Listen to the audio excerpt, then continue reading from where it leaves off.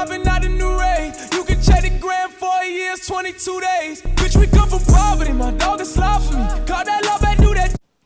Right. Hello everybody, we are back to film a video. We were away in America for 3 months. We planned on doing videos that were like talking to the public and asking them questions, but we went broke and we have a few stories to tell you. Story number 1. Right, well, everyone obviously knows about the whole apartment situation. Airbnb thing. Landlord thing. I'll put the tweet up here.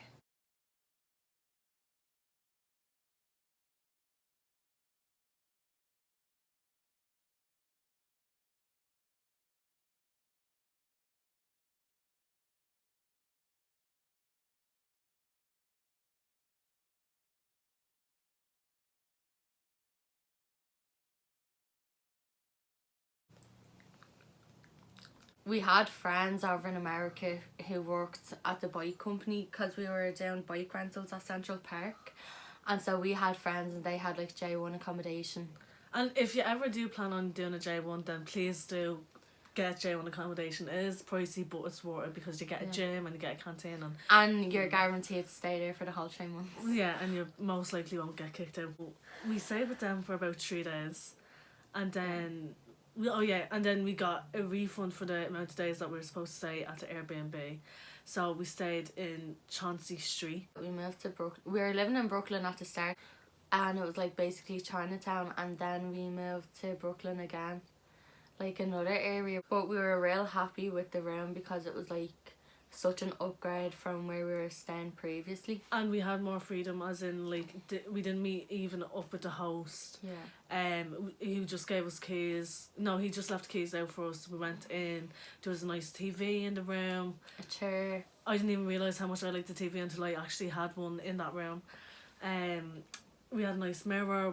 There was like a hairdryer there. Like just those little things really made a difference. Yeah. It really made us feel a lot better. Yeah, because we were feeling like so shit. Like realistically, we could only afford about like 3-4 days or something like that, and then it'd have to be like the next thing, like whatever we would do.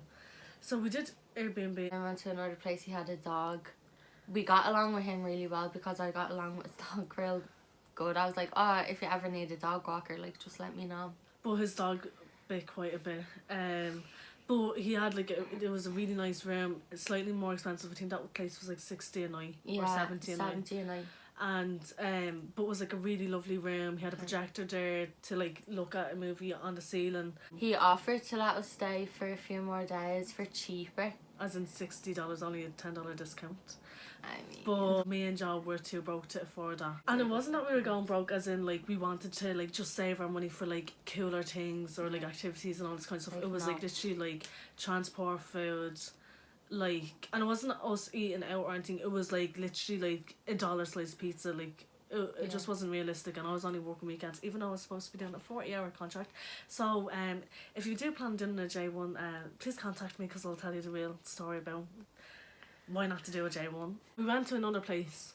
Yeah, and then it was just at the point where we like couldn't afford Airbnb anymore, so I was like, right, I'll leave it up to Nave to sort out this accommodation. So she was like, right, because I already knew about this app called Couchsurfing, and it's basically the idea that you stay on someone's couch and in return you like walk their dog, cook for them, sleep with them. No, I'm joking. But yeah, just like you cook and you clean with them. You cook and clean for them. You probably hang out with them if they're like that kind of host. Now most of them actually do want to hang out and like so you have to chat. You have to be up for that. Don't like, because Giovanna's the type of person where she does not want to actually communicate with any of the people, so she gets impatient. I don't know what goes in her head, but you know, like these people actually want to hang out and like show you around and like, you know, get proper cultured off you, and they want the whole like European experience off you, and just like we're pretty simple people in Kilbarrack, so we don't really want to do a lot. Like we just want to like have our smoke, you know, have a soda, you know. We decided to do the whole couchsurfing thing. Took ages. A lot of people won't take you for 8 days or 5 days. Really only 3 days, because if you don't have a lot of references as well, then it kind of like you're really only going to get 3-4 days out of people. So our first couch surfer, Wow. he was a fucking weirdo. We'll call him John. John. Well, he lived on the Upper West Side, Central Park, so we were literally like 5 minutes away from Central Park. 5 minutes from Central A dream to some we people. were like unbelievable. Got to the place, went out on the Had a lovely balcony. view. Of Central Park, the skyline of New York. We were like, this is amazing. How did we get to Slucky? In the gaff, 5 minutes. In the house, 5 minutes. And he's like, yeah, like, I'm a sugar baby. I'm a sugar daddy.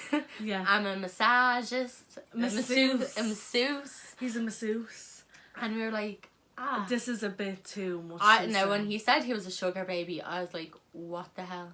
Yeah, it was a bit too much information. Like, too what, quick. you just don't share that But with people. what was dodgy about this situation was that he was subletting from somebody else. Yeah. So the rules for him to stay there was that he wasn't allowed any guests or anybody overnight. Like, he wasn't even meant to be staying there. Like, he wasn't on the records or anything. No, I think that she wasn't. what this sublet, or the woman who was subletting it to him, was kind of doing something fishy anyways. Yeah. So she was getting a good bit of profit from him staying there anyways. So like, it was just all dodgy in the first place.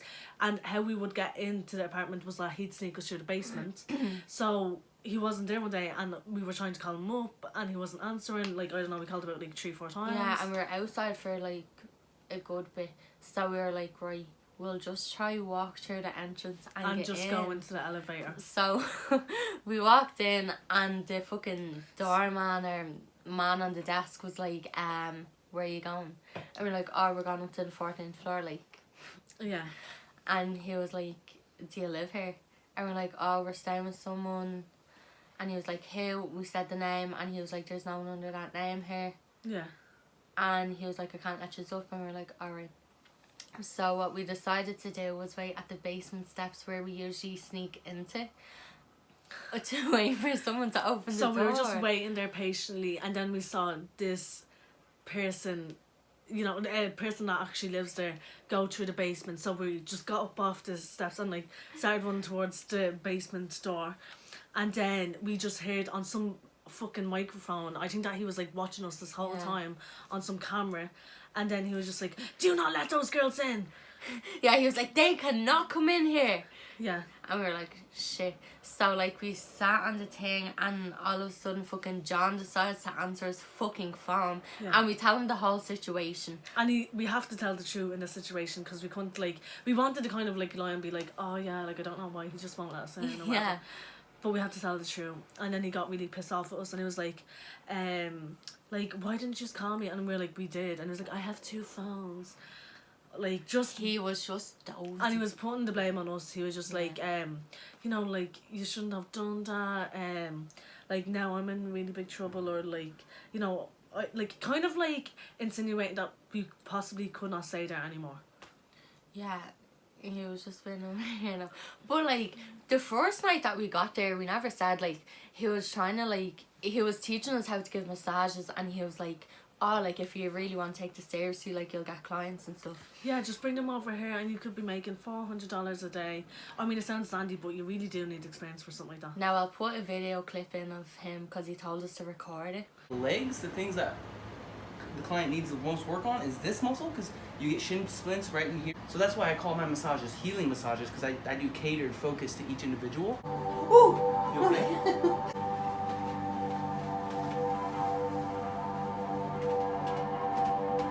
You feel it? Yeah. Feel that? But we do not have his face in it, so... Oh Okay. my god. And then, right. So just when you thought it couldn't get any worse. So like, before we actually went to that couch surfing, in the previous Airbnb, I ate some dodgy chicken, like, and like mad buffalo sauce. So like, during the few days of staying in this couch surfing place, my stomach was like kind of acting up. And like, I haven't, like, excuse me, but I haven't peeled in like a few days. And like, my stomach was really sore. And I don't know, like, I told him about it because I didn't go into work one of the days. And he was like, oh, baby girl, like... He didn't actually... He wasn't foreign. I can't do an American accent. He was like, oh, baby girl. Oh, baby girl, like, I'll rub your stomach. And... Or, like, he had, like, thousands of pills in his house. He was like, take these vitamins and you'll feel better. And I was like, do you know what? I need to fucking poo. So, alright. So, he started feeding me these fucking tablet things, and he was like rubbing me belly and like a Circular motion. A circular motion. He was really like pressing out, fucking hurt. But long story short, it made me poo. And then later that day, like Nave's at work still, and I'm here and we on with him, and he's like, here, I'll make a deal with you. He was like, I'll pay you $40 a day if you eat what I feed you. And I was like, do you know what? I was like, I need the money, so yeah. I was like, okay. He was like, I'll pay you $40 and I'll pay for your food. And I was like, okay. And he was like, only thing is, he was like, don't tell your friend. And I was like, alright, whatever. Clearly gonna tell her, like, Yeah. Like, they just duh. thought that, like, Giovanna would not tell me anything, and that like, and this happened with, like, another couch surfer, where they thought that, like, she wouldn't come back and tell me things. Yeah. They just started, like, to prey on Joe once I left. He'd be like texting me while Nave was there, and he'd be like, your food's in the kitchen, like make up an excuse as to why I bought you the food now. And like Nave already knew, so she wasn't gonna be like asking questions. Like, so he got me a salad, and then I was to eat chicken over rice. The food wasn't bad, like I was happy. Sorry, like, I was like starving, and then like Joe was eating a salad, and I was like, what the fuck, like, give me some of that salad. Like, it was a nice salad and all. One time, like, me and Nave wanted to make brownies, and we were like, oh, do you want to make brownies with us? And he's like, like, I don't know. And then, like, Nave, like, I don't know, she turned her back for a second, and he, like, looked at me, and he was like, you remember our deal? You cannot eat brownies. I think he just thought I was a fat bitch and wanted me to lose weight. I'm not even He wanted messing. to control Giovanna, and to, but also what was wrong with this fella was that he wanted to do LSD with us. Oh, Crazy shit. my And because he God. was a sugar daddy, he paid some girl, like, I don't know, like $100 or like $300-$400 to like eat, like, to eat LSD. No, to take LSD with him. And it, like, the whole thing, like, we'd be sitting down and he'd be like, out of nowhere, like, do you know what would make this like so much funnier? If we all just took LSD together. And we were like, no, we are not into any We of that. do not.